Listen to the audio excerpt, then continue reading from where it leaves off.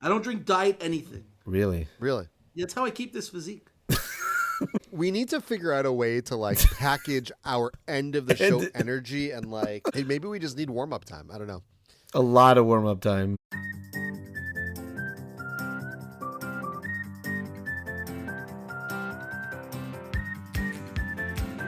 Hello and welcome to the Carpool Guys Podcast, where three dads just trying their best talk about life, work, family, and all the detours in between.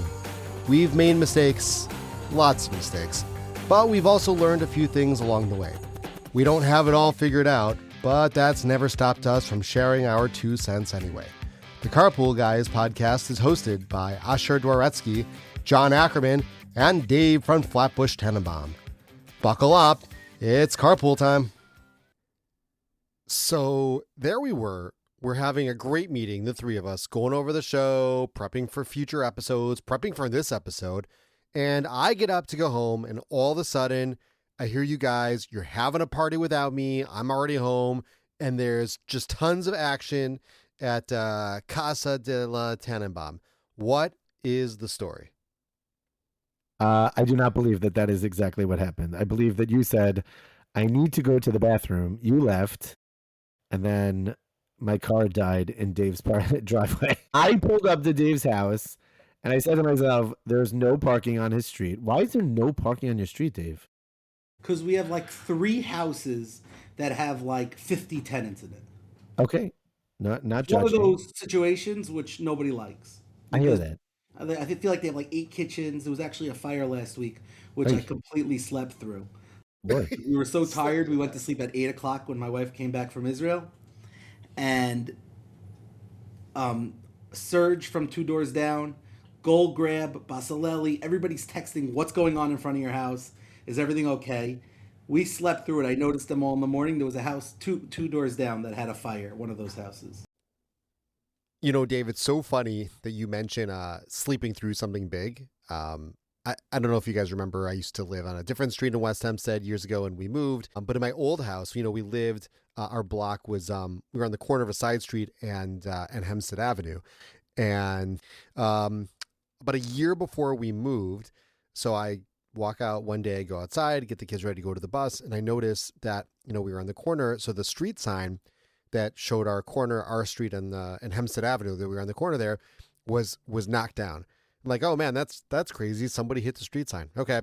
And then I look, and right by the street sign, there's tire tracks. And I look, and the tire tracks end about a foot away from my living room window.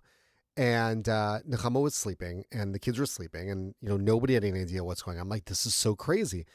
So anyway, a few hours later, Nechama works. My wife, she works overnight in the emergency room many nights, and so she gets up in the morning after sleeping a little bit, and she's like, do you not know what happened? I said, no, I have no idea what happened. And she says, I got home last night at about 2 a.m, and there were police cars and fire trucks all over our block. And I started freaking out that something happened. 2 cars were drag racing down Hempstead Avenue, and one of them skidded out of control and landed on our front lawn, and almost crashed into our house. And there were sirens, and there was cops all around.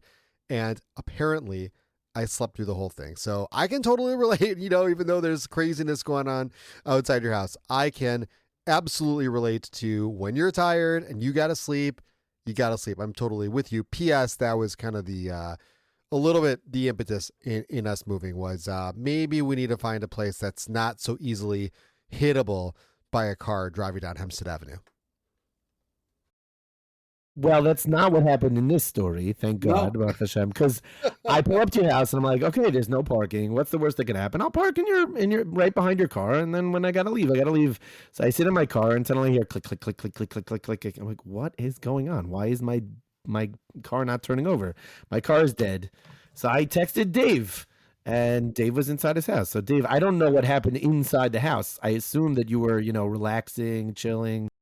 Well, there's nothing worse in the world than finally, after a long day, getting into your pajamas, whatever they are, and getting into bed and getting under your covers. So at that moment, I was at that point where you have a cold bed and you start Oh, kicking around come your feet, on. and I was getting all comfortable. It was like And then 3 you minutes called after I me. walked Why, out of your why do you think house. it took me 10 seconds to answer the call? Because I didn't want to wake up my wife. And I was kicking around. I was finally comfortable, and then my phone started buzzing. It's Asher. I'm like, we just had an hour and a half discussion. What more could he say? No, I want and to then I thank had to you. go outside. But I I want was to thank you. I was honored to be able to help. I But appreciate it because you I jumped out of wasn't the there. house right away, and I was in my moment of need. I'm sitting in my car, and it would not turn over. And then we had a little bit of a problem because Dave's car was facing towards his house, and my car was also facing towards his house. We had to go look for the jumper cables. We went into different cars. There will be an award for who has the worst car. I think my car is messier, to be honest with you. It's Dave, can I really just say bad. one thing? You're a far better man than I am because Asher called me, and I may or may not have hit ignore when he called. I think I called you after the fact, to be fair. I don't know. I'm honored. I shouldn't have come outside. If I knew I was the second call, I wouldn't have come out. All right, so I'm sitting there. My car is facing the house. Dave's car is facing the house. Dave goes, "I got this. Don't worry. I do this all the time." And he literally drove in a circle on his own grass in front of his house. Like he was doing donuts right in front of his house. You're a good man, Dave. Now, I'm not judging. Well, sometimes when the kids want to see like how, I'm gonna take you to straight to the door, and then they're like, how are you taking us closer than we already are? And then I'll pull right onto the grass and take them right up to our front door. Well, I do want to give credit to credit is due. You have a very good turning radius for your car. Very impressed. My car cannot even start, which is sad. And then we called Chaveirim. That was Dave's call. Let's call Chaveirim. And we're going to ask the audience for a second. How long do you think it took for Chaveirim to show up? So maybe you'll say 10 minutes. Maybe you'll say 20 minutes. Maybe you'll say a half hour. 6, 7 minutes. Oh, God. Don't do that. Don't do that, please. Oh, Dave is doing it. 3 minutes. 3 minutes. And a guy shows up, and who is it? Chaim Taub, my next door neighbor.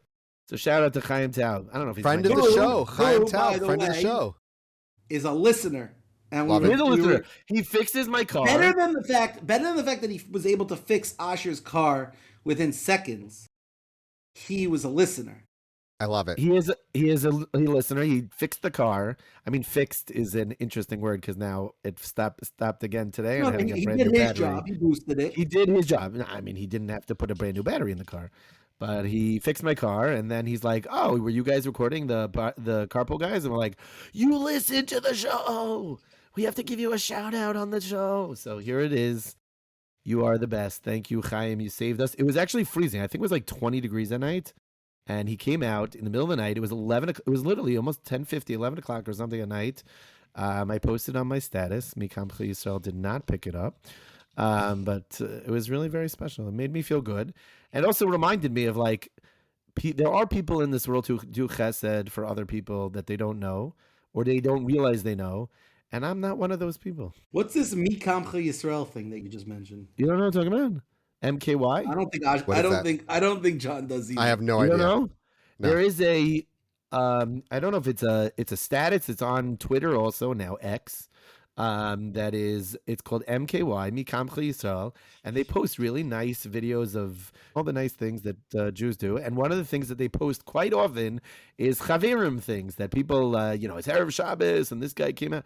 So maybe I should send it to Mikamcha Yisrael. It's very nice. It's a very nice thing that we try to spread the love of being a Jewish person.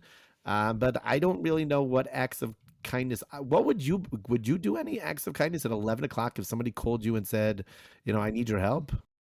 I mean, I don't want to pat myself on the back, and I'm not minimizing in any way, but I jumped right outside. I mean, if a friend called me and said, "I need a boost, can you help me out?" I would go outside. He drove across town. I mean, our town is not so big. When you say across town, it's like 2 minutes from end to end. I don't know about you, but John, since you moved to Dogwood, it does feel much, much further. But yeah, it was whatever. It was a long walk. It's great. It was 10:50. He jumped into action. He could have taken a half hour. He took 3 minutes. That's true. It was quite amazing. That's true. Friend of the show, Chaim, we appreciate you. Thank you for saving Asher. You saved my life. You know, we started this show with a mission to make friends for me, and I do feel closer to Chaim right now. I do. I mean, he started with a whole segment. Now he's getting a whole show. This show sponsored in honor of So Chaim it's Chaveirim. sponsored by Chaveirim. Yeah. Well, you're making him sponsor now? It's like a kiddish. You're like sponsoring it, make him sponsor? Gold sponsor. Platinum. Cold sponsor. Even. Oh, that's nice. Okay, before we go into this week's topic, I just want to remind everybody, please like and subscribe to our show. Give us a 5-star rating if you don't mind on Spotify or Apple Podcasts, and find us on social media at the Carpool Guys Pod. We post clips and some other fun stuff, videos that we take in between episodes. So check us out on Instagram, and definitely if you want to send us an email with comments or a topic you'd like to hear about, email us at carpoolguyspod@gmail.com. And Dave, I believe we have a quick happy birthday before we get moving here.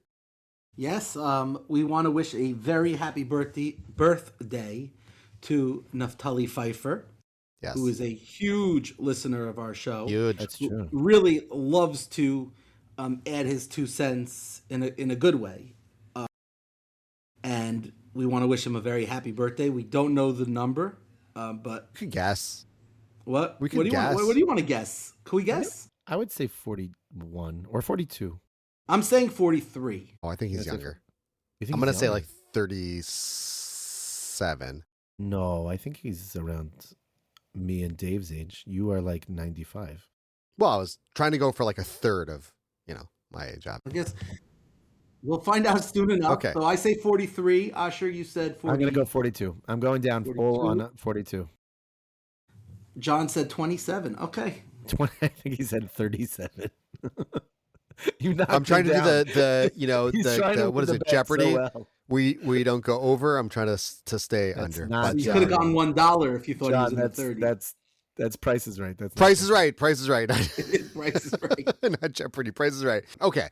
So we were talking about the amazing chesed from Chaveirim, and having that in mind, we're going to talk a little bit about the little things that leaders do, really kind of the everyday things that sometimes go unnoticed, but that clearly make a significant impact on all of our lives. Chaim Taub, friend of the show, putting himself out there. I would say that is what a leader does, being a man of the people and taking care of your fellow community members. That's real leadership. It's interesting that you put it that way, and I appreciate that. We are talking about leaders that we were worked for or with, and the things that we learned from them.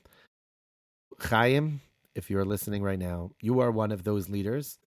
Okay, so thank God, I've worked with a lot of amazing leaders, also some not as amazing leaders, and we will discuss those leaders, not in name, obviously, on a later episode. I've been really blessed in my career. I've had some really cool people that I've worked with who both were tremendous leaders at NCSY, where I work, and also have gone on to tremendous other opportunities. But that's not where I'm going right now, because we're talking about real good examples that are practical for people to learn from. And so I want to share something about one of my earliest bosses and really one of my closest friends. His name is Nachum Zach. When he was the regional director of New York NCSY, he was beloved by both the NCSY kids themselves, but also staff, volunteers, parents, really everybody. Everybody loved him. But one thing about Nachum that really stood out to me was a side that nobody saw. I would get to work. I tried to come to work a little bit early, but he was at work before I was, early on a Friday morning, cleaning the office,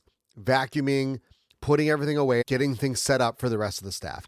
And I said to him, Nachum, we can hire somebody to do this. You don't have to be the one. He said, no, John, I specifically want to be the one because I want people to see me doing all the little things, because if they see me doing it, then everybody else will feel like they should be doing it also. That's real leadership to me, leading by example, even when it's not the really big fun things. I couldn't agree more. I've definitely seen Rabbi Hecht, who I work for now in the Hebrew Academy in Nassau County. I see him do that also. Like he'll come in, he leads by example, he gets there really early and he leaves late. And I have absolutely learned that from him. I used to watch him serve breakfast and lunch to all the kids every single day. And that really showed me to get my elbows dirty. And I couldn't agree more. That's a very important leadership lesson, to lead by example. I think it's awesome. Making sure that the kids can have a real relationship with you is an amazing trait for a school administrator.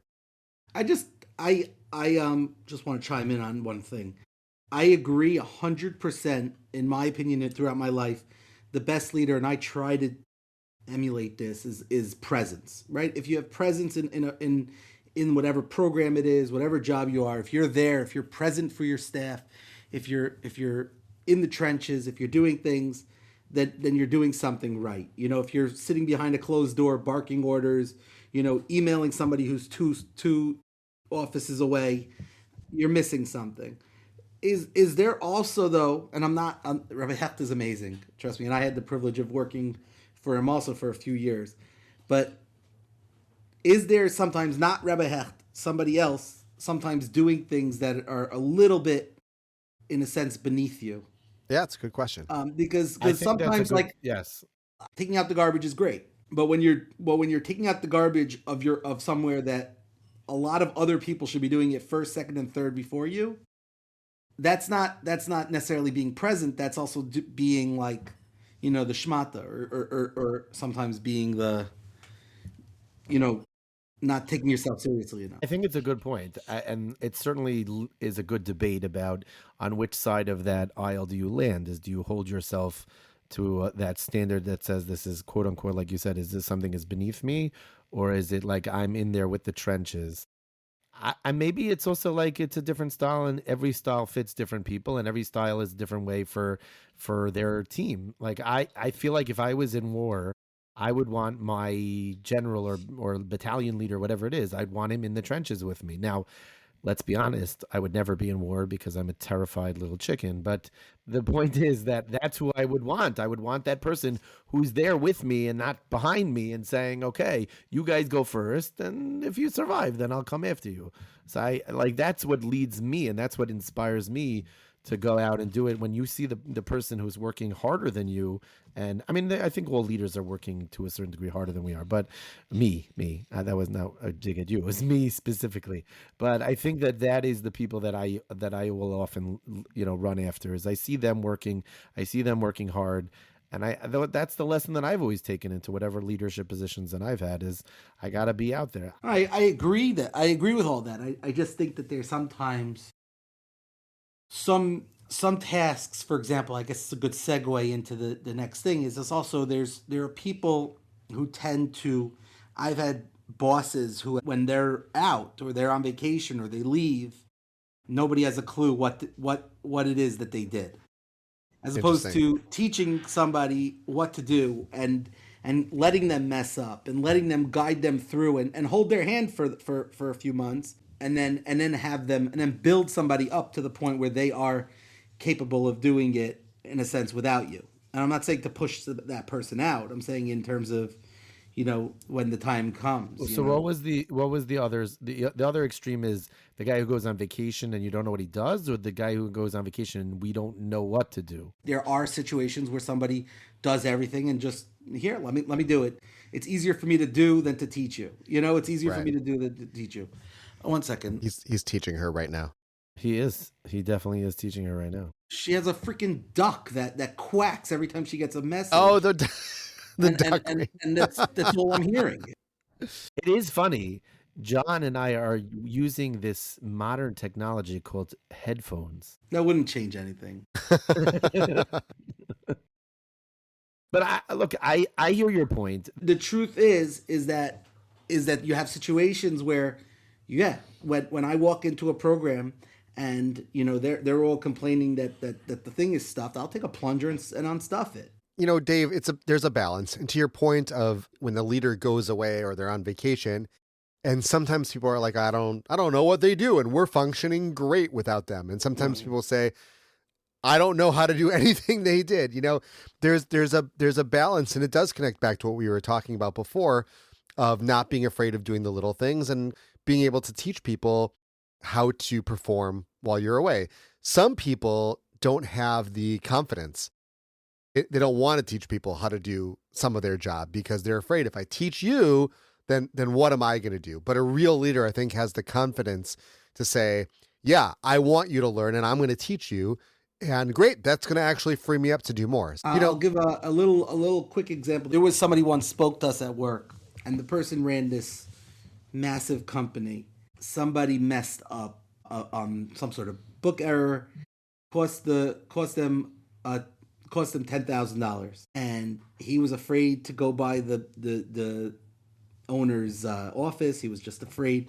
He didn't know what was going to be. You know, next time he sees him, he's probably going to get fired, and he was really avoiding all contact with this owner. And finally, the owner summoned him to the office, and he said, "Am I fired?" And the guy said, "Absolutely not." He goes, "You had a $10,000 learning experience. And it was an expensive learning experience. But now we know that you are equipped to grow and to move on, and you won't make that mistake. So to have a $10,000 training is better than somebody who just doesn't know and could potentially make an error moving forward." Yep. I love that. The idea of approaching it like that and not firing the guy. I know we're all giving shout outs. I think, working at Oh Hell, I do have a lot of mentors. I know David Mandel's the CEO. I've learned a tremendous amount of. I'm a big talker. I talk a lot and I joke a lot, but I also taught that there's a time to be quiet. There's a time to just listen to things and let things play out. But over the time, there's been a lot of leaders and people who have learned a tremendous amount from, both on a smaller scale or larger scales. I'm sure I'm going to leave somebody out, and then at the expense of leaving somebody out, I'm not going to start listing all the people who I've looked up to, but there have been a tremendous amount. And like John said, I think even more clearly are the people who I've learned a tremendous amount of what not to do. Okay, so I have a question on what you just said.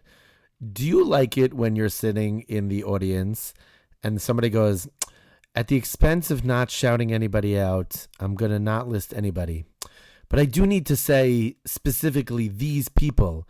And I'm like, what just happened? Wait, sorry. Of what not to learn from? I don't know if it was what to learn from or not to learn from. I was at an event recently. I will not say where or what.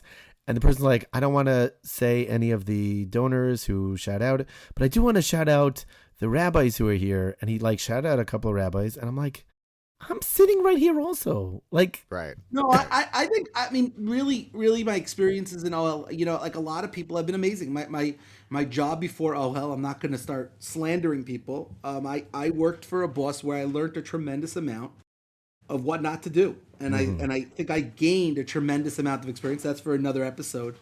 I've gained a tremendous amount of knowledge and ways to not be a supervisor, or how to be a supervisor from some of his tactics. It's so true. And the different types of leadership that you see. I had a boss once who was very tough, very, very tough. And we would butt heads all the time.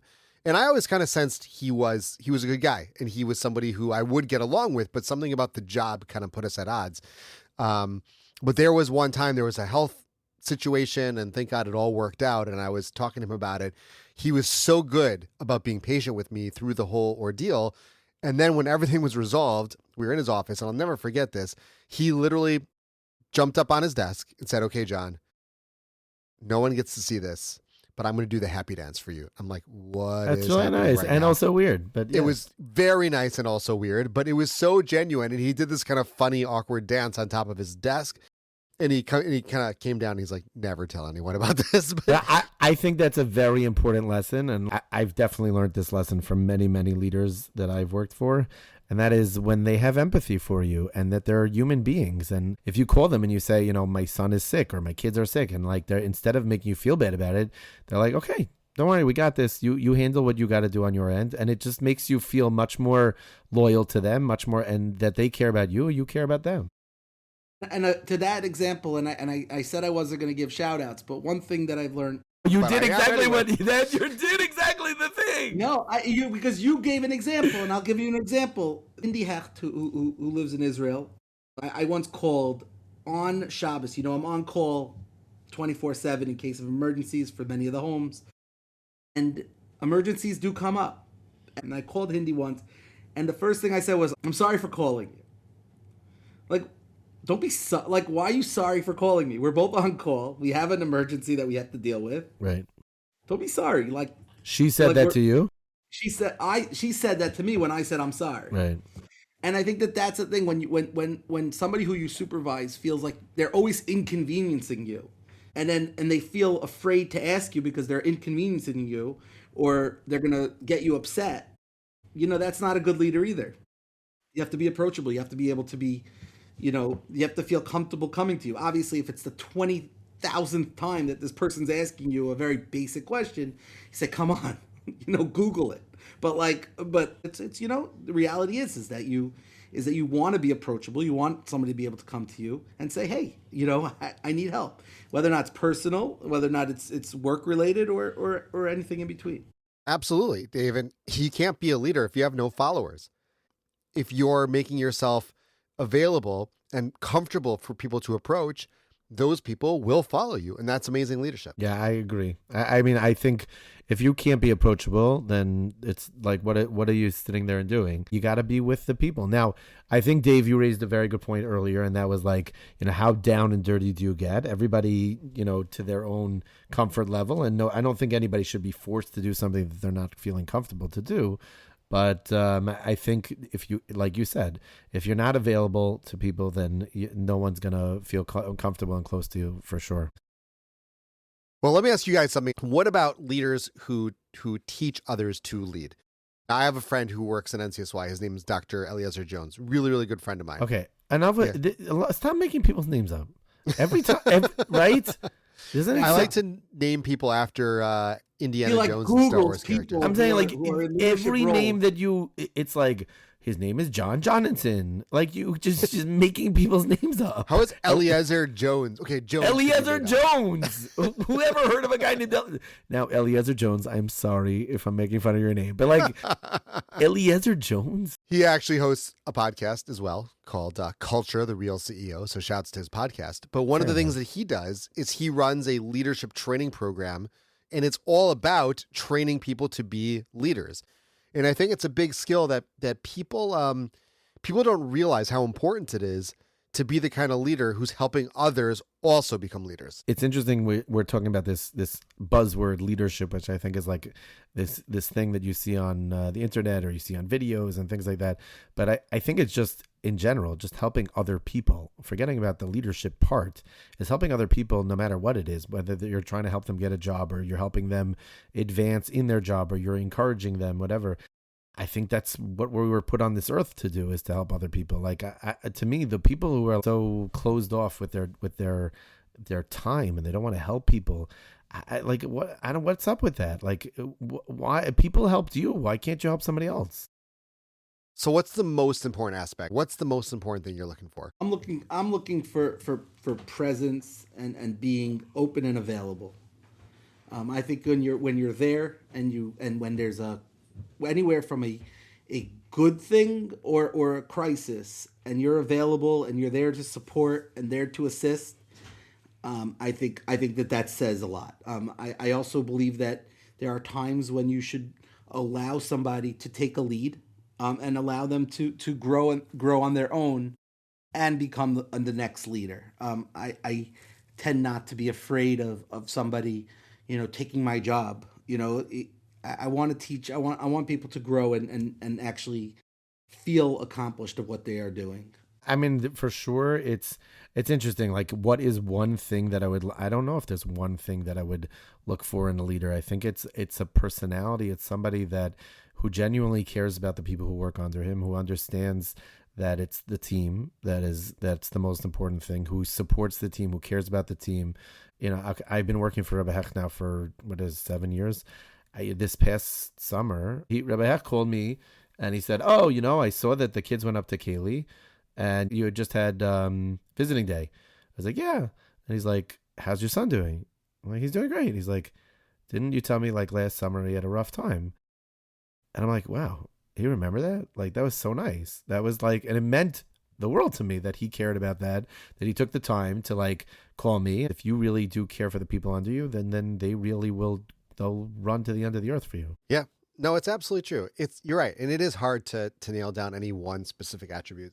So I try to, pick and choose, learn this from that guy and learn this from this person. And, I actually, not to brag, but to brag a little bit, I like to post on social media who's a leader at work that you're proud of having, worked with, or somebody who was one of the best leaders in your organization or whatever.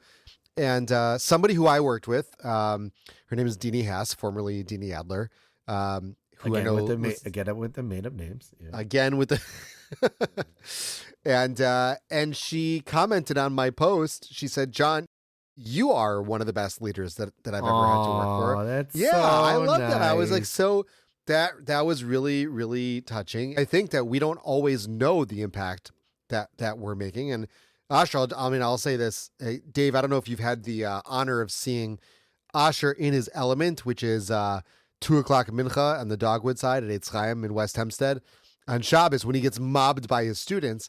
We don't always know the impact that we're making. And sometimes you need those moments of like, wow, I am making a difference. It's a big deal when you see it, when it happens.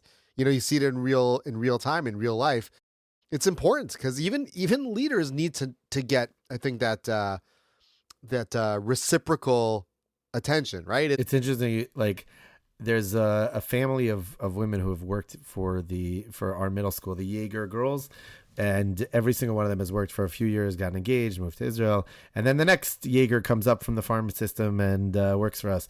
And they're all incredible. They come from a dynasty of incredible rabbis. Their grandfather is the Rosh Yeshiva of Shayashiv. And one time I was in Israel 2 years ago, and I was in Mivaseret, and he was there, and he was schmoozing with the guys and talking to them. And I went over to him and I just said, I work with your granddaughters, the Jaeger girls. And he melted. Like, here he was inspiring everybody and quoting Meshech Chachmas here left and right, like Baal Peh. And then suddenly goes, and he melted. And he was like, they love it there. They're so happy and it's amazing. I felt so good about giving him such a nachas report. But you're right. I think that even leaders sometimes need to get that feeling of yes, that you don't always feel like you're making a difference until somebody says you're making a difference. Dave, you ever have a moment like that? I'm sure you've had so many people working in OHEL and all the different things that you do for the shul, for Young Israel West Hempstead. No, and for the library, you've had all these experiences. I was waiting for that. I think when you stop for a moment and look at the people who have worked under you in some way or another, and they've grown, I think you sometimes put a feather in your hat and say, I think I've done something okay. Yeah, absolutely. And I'm not saying I'm, God's gift to the world, but But you're not saying it. There are moments when you say, listen, there's a lot of people that you've had the opportunity to elevate in some way or another, and I think that's where you feel good about. How do you promote yourself without being full of yourself? I don't know where that line is, but I stink at it. And it's really hard. And that's why I feel like I need to work in Hollywood where you have an agent, because I cannot promote myself. But at the same time, speaking to this, I find it very easy to promote others. There's, somebody who works for me during the summer, his name is Shua Behar. He is phenomenal. I love Shua. We have such a great dynamic. Coaches May softball. He coaches May softball, May hockey. I think not May basketball, May hockey. And he's a great ref, I think, in one of the leagues. And a couple of years ago, he was looking for a job. And I found it the easiest thing in the world to go to the end of the earth and tell every single person he's the best. He's the greatest thing. I love him. He's awesome. He does this. It's so easy to promote someone else, and to promote myself, I find it impossible. Yeah, it's a lot more comfortable. I mean, listen, for some people, it's much more comfortable to promote themselves. But yeah, I've met a lot of people who don't have a hard time. Who don't have a hard time doing how that. Amazing they are. Yeah. Yeah. I mean, I don't necessarily, yes, it's true that sometimes I will post the podcast on our social media, but I don't feel like it's very different. I'm not saying you. I'm saying I know, I agree. I'm saying I'm promoting you guys. I'm not promoting myself except when I post it in my own family chat. Can I tell you guys, Plural. so much of the stuff that I see, like on LinkedIn, I don't know how much you guys are on LinkedIn, like scrolling, but so many people doing this, like, made up, humble, braggy self-promotion. Like the worst is, my kids spilled their cereal all over the floor and I was about to, murder them. And instead I paused and I reflected and I realized this is a learning opportunity. Blah, blah, blah, blah. Yeah. Okay. Yeah. I'm sure you learned how to save the world from your kids spilling cereal. And then I started my multi-billion-dollar company. Drives me crazy. It's so not authentic. And it's so, like, I don't know, almost just ChatGPT. Anybody buy that? Do people buy it? I mean, they get all the likes and everybody, they're posting. The likes are, I feel like the likes are like people just. The truth is, for all my statuses that I'm not a bit, okay, maybe you gave me a tough time, Dave, that I like WhatsApp. Another topic for another time. But the status that I got the most reaction to was posting a thank you to Chaim Taub for boosting my car, taking it full circle. Like, that got the most out of all of it. All right, which I think takes us to our last segment, and that is Dave's question of the week. Well, it's not my question. It's questions that are DM'd to me or DM'd by who? By who? We are allegedly. We feel like you are making these questions up. We don't question, Asher. We don't question the question. Hey. You don't question Mo the question. G 17643 message me, and he wants to know, are we early birds or night owls? It's a great question, but I want you to tell me what were the numbers again on that person's status number, because I don't 10763. John, please replay the tape and see if you read those numbers up. Are we early birds or not? I'm not a night owl. I used to be a night owl. I don't think I'm either. I'm just going to say, I think you do come up with these questions, but that was a really good question. Even if this whatever guy, it was a great question. Well, last time was a different name. I was a different person altogether. Different personality.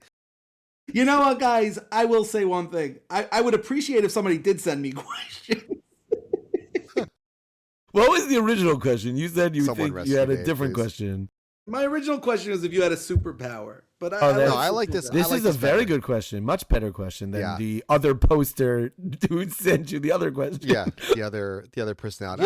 Sure. You a morning person or a I am definitely not a morning person. Although I do like the morning once I'm awake for at least 4 hours. I am a night person, and it's sad because like everyone is asleep in my house, and I'm up for like multiple hours after that. It's a lonely time, but I am definitely a night person, no question about it. How about you, Dave? So, when I was an Uber driver, they told me I am a night owl. It all comes back. I am a night owl, but the truth is that I think I could do either. Meaning, if I'm up, there's anybody who knows this knows, if you go to like an early minyan, especially when there's like a long davening, and then you leave shul and people are still coming to shul to start, you're like suckers. You got like 2 hours ahead of you, and I'm done. I guess we shouldn't say suckers when it comes to davening, but you know what I mean. We understand what you mean. But I think I have the ability to stay up a lot later than I do waking up early consistently. So I was like that. I was always a night owl. College and early marriage, I think. And then I don't know when it shifted. And now I'm up basically at 6 every morning. Not that that's so early. I know a lot of people are up way before 6. You're basically bragging this entire episode. I'm not bragging about waking. I would love to sleep more. But I'll tell you one thing. I savor that first cup of coffee in the morning. That's that fair. First one. I love the quiet. I want to sit down and have my coffee, read a little bit. I love that time in the morning. I know, Asher, you said it's like lonely at night, but I think it's different in the morning because people are going to wake up soon. It is different in the morning. There was a time that I like woke up early. I had like notes to do when I was working the clinic, and then I would like do daf yomi. It was really nice. It lasted for like 2 weeks. I could not make it after that. But it was really nice. I enjoyed it. But I'm like a night person, and I don't know. I'm awake. I walk around the house. I'll eat cereal, which is also really bad because like eating late at night is really bad. Good. If you were a real leader, if you were a real leader, Usher, you'd wake up earlier. And I personally, by the way, I drink my morning coffee until I'm driving home. Ew. Yeah, I'm with you. I drink my coffee black, so I just drink it the whole day. Wait, the same wine? Well, I have that same one in the car, and then I drink a different one at work. All day you drink it at the end of the day? What's the difference? No. I am weird like that. It's black coffee. Nothing happens. It's like that song, black socks. They never get dirty. The longer you wear them, the blacker they get. When did this black coffee? When did this become so racist? Oh God.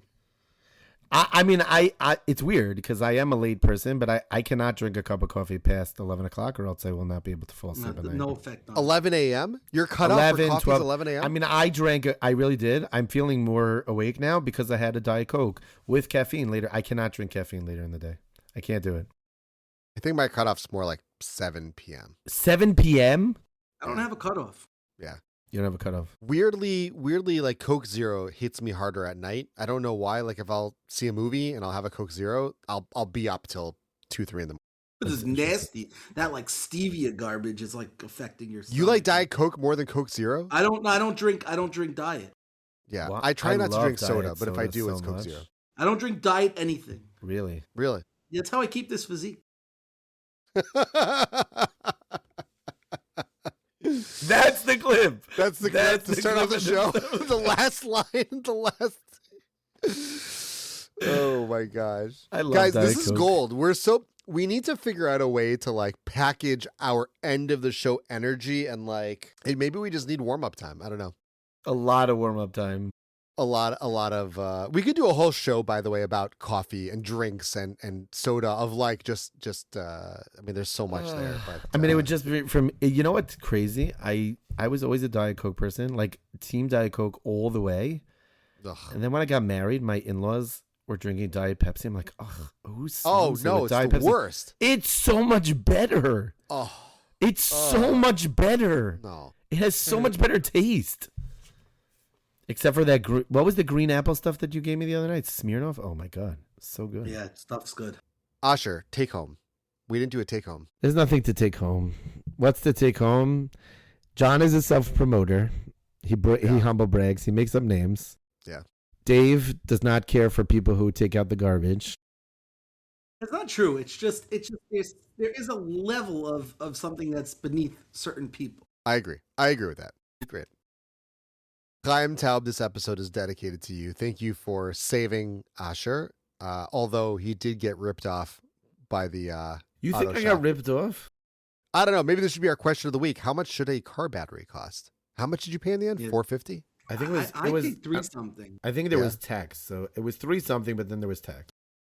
All right. Well, hopefully you didn't get ripped off. I'm checking. But here's the thing. Average car battery price. It's between one. I looked this up also. But with service, With installation. you have to do that part also. 185 300. Yeah, but then the installation. But it was like 5:30. They did No, it. I'm not. You got to do it. You have to do it. There's no getting around it. I had to do it. Yeah. I'm not questioning doing it. I just feel like I feel like he and my guy ripped us off. That might be. I don't know. It happened. Okay. Well, good talk. Kill it, John. leaders, Kill it. End it. Don't rip off people. They need a battery.